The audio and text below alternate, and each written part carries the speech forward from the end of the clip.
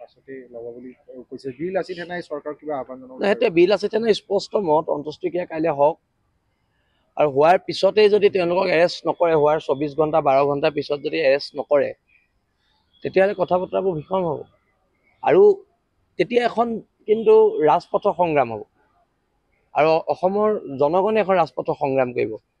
তাৰ বাবে কিন্তু তেতিয়া চৰকাৰে আমাক দুখ দিলে নহ'ব। পিছত কিন্তু চৰকাৰে যদি আমাক দুখ দিয়ে নহ'ব, কাৰণ এইবাৰ জুবিন গাৰ্গৰ প্ৰতি যিটো মানুহৰ প্ৰেম আছে, যিটো ভাল পোৱা আছে, সেইটো ভয়ানক, সেইটো ৰাজনীতিৰ ঊৰ্ধত। আৰু সেইকাৰণে ইয়াত কোনোবা কংগ্ৰেছ কোনোবা বিজেপিয়ে প্ৰতিবাদ নকৰে, ইয়াত অসমৰ থলগিৰি মানুহে প্ৰতিবাদ কৰিব আৰু তেতিয়া পৰিৱেশ পৰিস্থিতি ভয়ংকৰ হ'ব। আৰু এটা তেখেতৰ লগত সহযোগী হিচাপে থকা শেখৰ গোস্বামীয়ে কিছুমান কথা বক্তব্য আগবঢ়াইছে। তাত কিছু কথা ওলাইছে যে ওঠ নীলা পৰা কিবা ভৰি নীলা পৰা আদি বহু কথা আহিছে আৰু এই ক্ষেত্ৰত বিষক্ৰিয়াৰ কথাও আহি পৰিছে। বহুতে দাবী জনাইছে মৰণোত্তৰ পৰীক্ষাৰ কাৰণে, কাৰণ কাইলৈ অন্ত্যেষ্টিক্ৰিয়া হোৱাৰ পিছত এই সুযোগ নাথাকিব। এই ক্ষেত্ৰত আপোনালোকে সামাজিক মাধ্যমত আৰু এটা কথা ওলাই আহিছে যে সিদ্ধাৰ্থ শৰ্মাই জুবিন গাৰ্গক তেওঁৰ আচলতে নাম ব্যৱহাৰ কৰি অগাধ সম্পত্তিও আচলতে অবৈধভাৱে, আৰু চৰকাৰে নকৰিলে কৈছো নহয়, সিদ্ধাৰ্থ শৰ্মাৰ ওপৰত বিল আছে তেনে অসমে ব্যৱস্থা গ্ৰহণ কৰিব আৰু আমি কৰিলে কথা বতৰাবোৰ বেয়া হ'ব। তেতিয়া সিদ্ধাৰ্থ শৰ্মাই মাৰ খাব আমাৰ হাতত আৰু তেতিয়া কথা বতৰাবোৰ বেয়া হ'ব।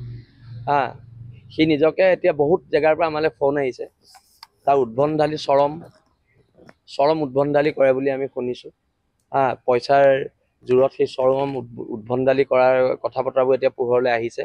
এইবিলাকতো চলিব দিয়া নহ'বই, কোনোবা অনা অসমীয়া মানুহৰ গুণ্ডামি অসমত চলিব দিয়া নহ'ব। সেইটো ক্ষেত্ৰত আমাৰ মত সদায় মতত আমি আছোঁ আৰু অনাগত দিনত এই গোটেই টিমটোক এৰেষ্ট কৰক। আৰু যদি বিষক্ৰিয়া হৈছে আৰু তাতকৈ দুখৰ কথা আছে নেকি? সেইকাৰণে অসমৰ মানুহে কৈছে এইটো স্বাভাৱিক মৃত্যু নহয়, অসমৰ নৱপ্ৰজন্মই কৈছে এইটো স্বাভাৱিক মৃত্যু নহয়। আৰু সেইকাৰণে এই মৃত্যুৰ ওপৰত তদন্ত হ'ব লাগিব আৰু দোষীক গ্ৰেপ্তাৰ কৰিব লাগিব। শ্যামকানু মহন্ত যদি সাৰি যায় কোনোবা ডাঙৰ ডাঙৰ মানুহৰ লগত তেখেতৰ ভাল বুলি কৈ, তেতিয়াহ'লে কিন্তু অসমৰ জনগণে কাকো ক্ষমা নকৰিব আৰু সময়ে ক্ষমা নকৰিব। আটাইতকৈ ডাঙৰ বস্তু সময়ে ক্ষমা নকৰিব, ইতিহাসে ক্ষমা নকৰিব। এই বিষয়খিনি আছে, কিন্তু সামাজিক